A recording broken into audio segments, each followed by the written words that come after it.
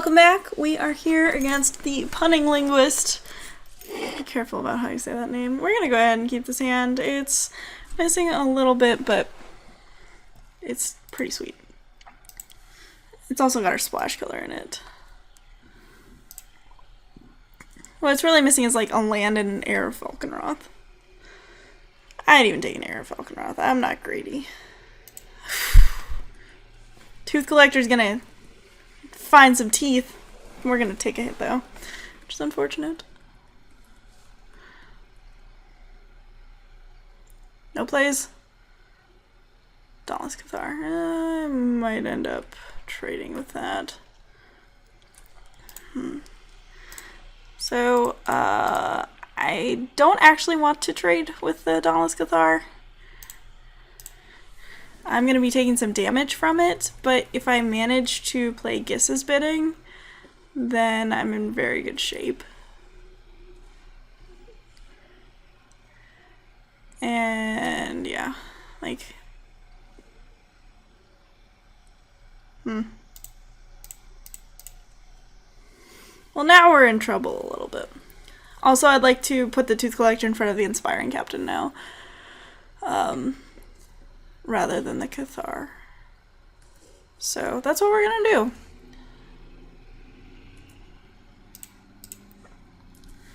Not gonna block with the Sanguinary Mage because there's no point.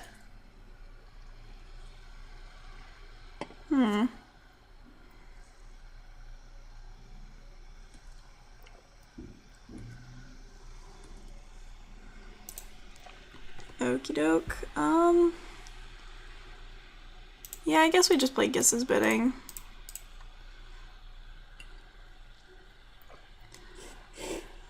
There's not a lot we can do at this juncture.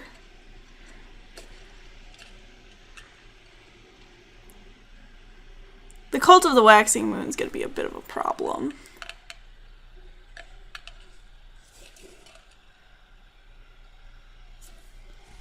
No attacks from it though. I'm okay blocking it. Blocking the Dauntless Cathar actually.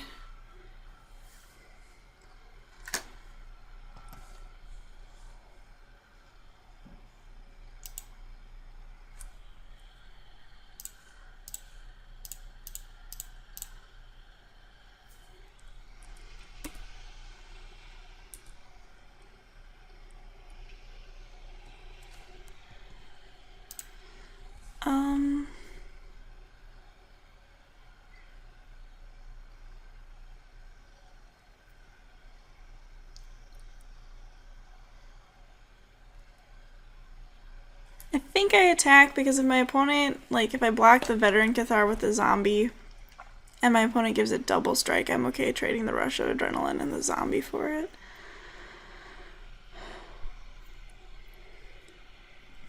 Holding on to the Senseless Rage because I can eventually discard it to Ghoul Steed.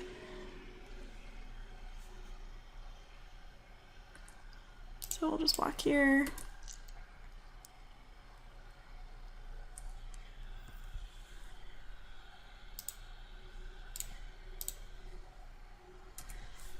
So what's going to happen here is our opponent, or zombie, isn't going to die to the first strike damage, so it'll trade with the Veteran Cathar.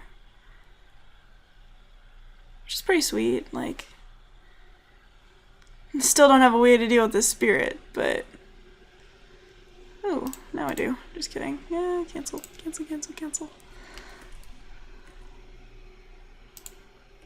We're going to attack.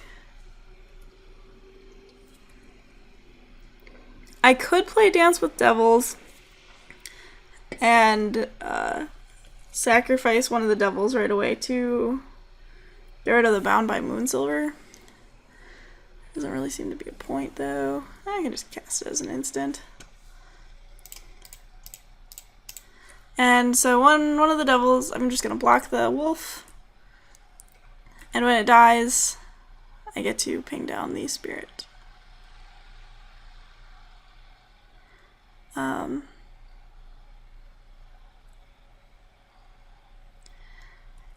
Actually, so my opponent has to put both, or put their entire mana for the turn into pumping the wolf now. which is fine. Yeah.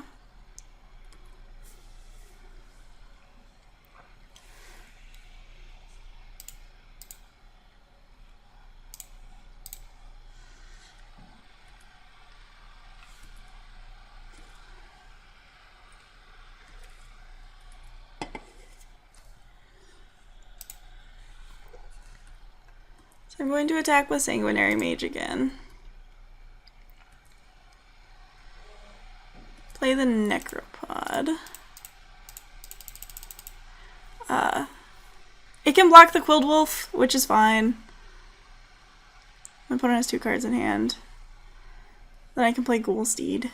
I'm gonna hold on to my next land that I get though.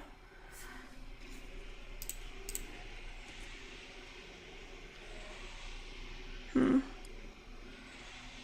think I just... If I draw Sorn, I'm gonna get like just incredibly punished. Oh no, does my opponent have the Strength of Arms? The blowouts? I think I just play Ghoul Steed here then.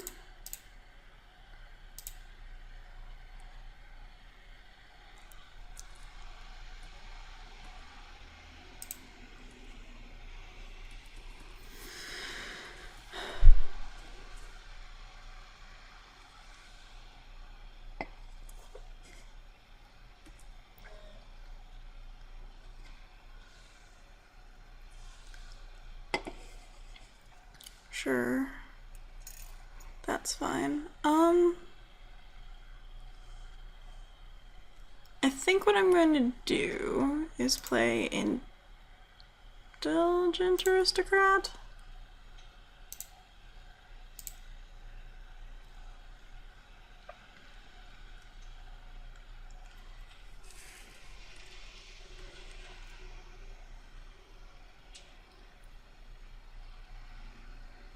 Because I can block and pump my team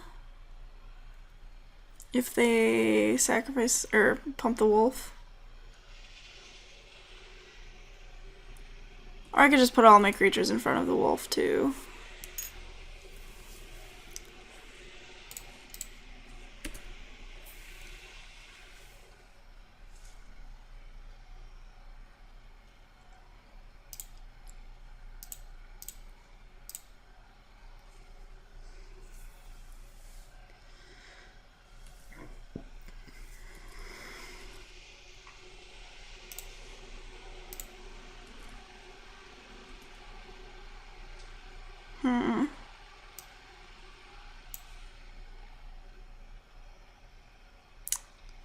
So right now I can Senseless Rage and get back Ghoul Steed. Alright, we're good. We have a plan.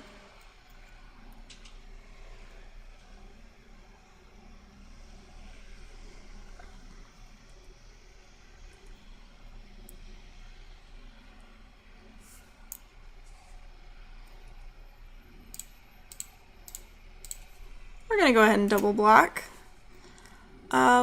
Right now the obvious play is to allow them to pump the Quilled Wolf, get back Ghoul Steed, and sacrifice it again. But instead, because we know that we're losing our Indulgent Aristocrat, what we are going to do is play this, discard Senseless Rage and Mountain.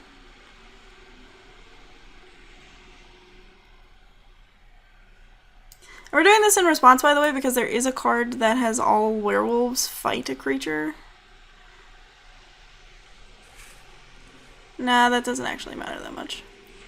Yeah, we'll put it on this guy.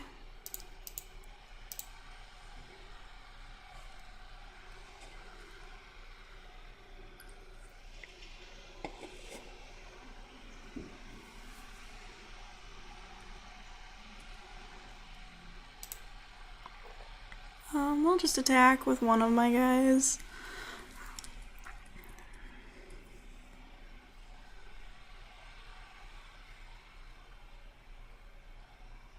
Watcher in the web. Sure.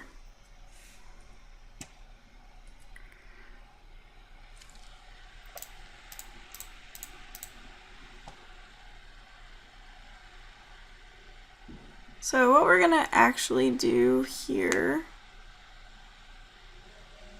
is activate Mad Prophet. That's a good one. Then I think we can just pass.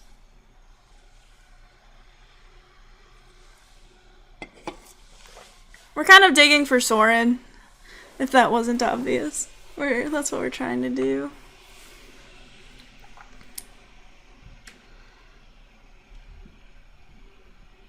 Emissary of the Sleepless, awkward for me.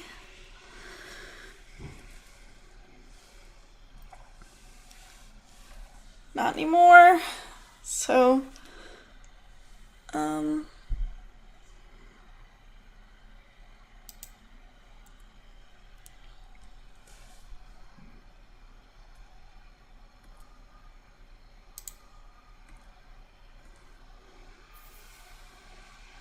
so we're just gonna attack.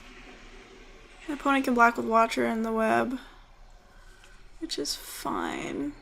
Oh, you know, I could have. This has prowess. Oh, that's so embarrassing. I could have not had to.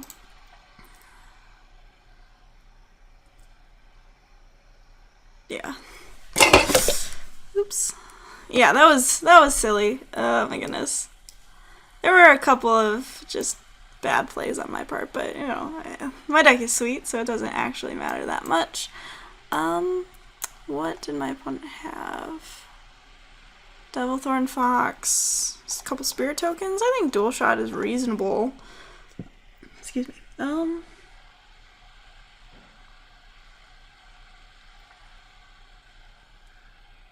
But I think we just want to run it back because I don't really feel like taking out any of the other stuff.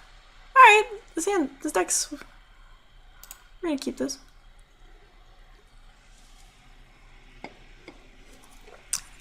Double tap land is pretty awkward, I guess. So we're gonna prioritize playing Tooth Collector on turn 3, which means we're going to play Forsaken Sanctuary on turn 1.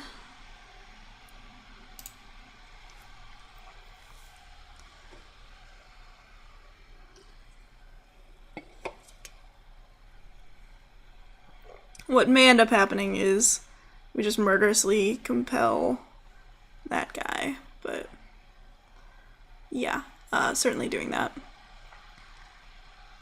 Because putting a Slayer's Plate on that thing would be very scary. Just like super scary.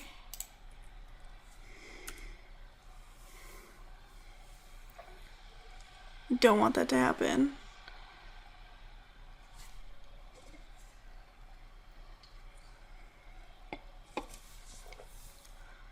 Okay, so our opponent is cycling Confront the Unknown after playing their land. So if they draw a white source, they're kind of SOL. Confront the Unknown is one of my favorite cards in this set, by the way. Alright, because I have an Indulgent Aristocrat, I think what I'm going to do is play Giss's Bidding first.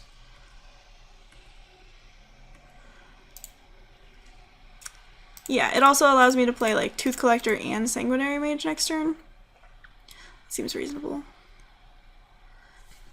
Giss's Bidding just puts a bunch of creatures on the board and stuff. And our opponent still doesn't have a white source. Which means that I get the impression that this match will not take very long, especially since we drew another removal spell plus a very aggressive creature. Yeah, I was about to say the math works out so that when we have 3 vampires on the battlefield, every 2/2 that we sacrifice actually nets us a point of power, which is great. Yeah, this draw was pretty sweet. It was a little awkward to start, but it was great. One thing that we don't really have are Ravenous Bloodseekers, which is kind of unfortunate, because having an additional discard outlet or two is very good. But we won round 1, so I'll see you guys in round 2.